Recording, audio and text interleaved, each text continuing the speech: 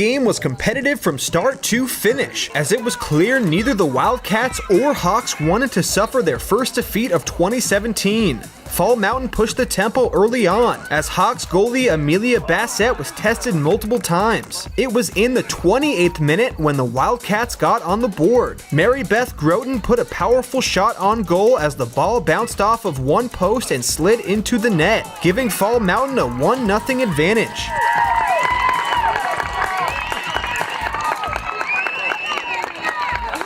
Hopkinton then refocused their strategy and pushed the ball up the field more aggressively. Just a couple of minutes later, Hopkinton's Grace Clark drew a penalty shot off of what some say was very soft contact.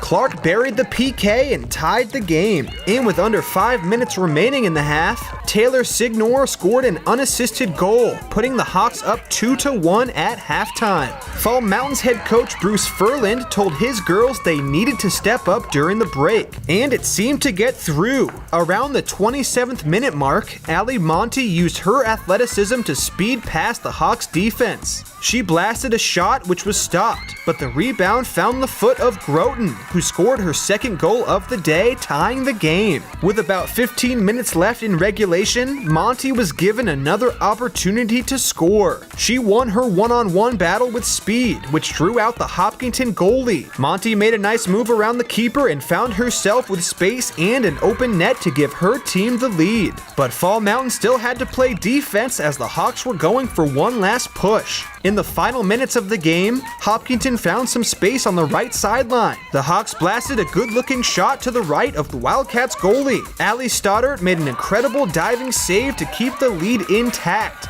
as Fall Mountain went on to win a thriller with a final score of 3-2. After the game, we caught up with Wildcats head coach Bruce Furland, as well as seniors Allie Monty, Zoe Lupa, and Isabel Lord, to hear what they had to say about the game. Well, we understand that Hopkinton traditionally is very strong in the midfield, so that was one thing we talked about all week long and tried to practice on that in regards to how we wanted to maneuver the ball around their strengths and to be able to attack offensively and to be able to stay strong. So we, just traditionally, she's always had a very strong midfield, and that was one of the things we knew we were going to have to try to control better than we've done in the past. I think Allie Monty really stepped up tonight.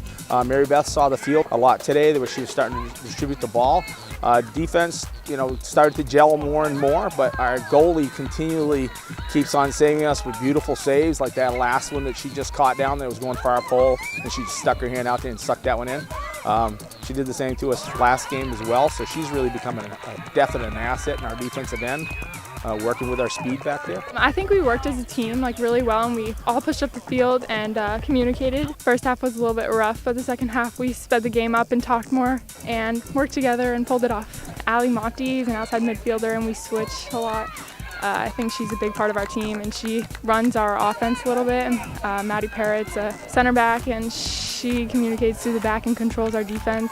I think the intensity of it, the other team came out pretty strong, but after the second goal, I think that the intensity of the game went up, and we just worked a lot harder, and we got to most of the balls faster. So we did really well on crossing the ball and slotting it. The defense, Maddie Parrott and Zoe did a great job shutting down their runs. Yeah, and our halftime talk from Bruce definitely really helped pump us up and come out strong in the second half. So Sydney passed me the ball, and the few times I had the ball, I would panic beforehand, but that goal I was I need to make this, so I was patient about it. Instead of just shooting it right when I got it, I took a touch, and then I opened up the opportunity to definitely make it, because I was right in the middle of the goal with no one there, so that helped. Fall Mountain improved to 5-0, while Hopkinton fell to 3-1. These two teams will most likely make the playoffs, and if you're a soccer fan, let's hope it's another great rematch between the Hawks and Wildcats. 1, 2, 3! 1, 2, 3! Wildcats!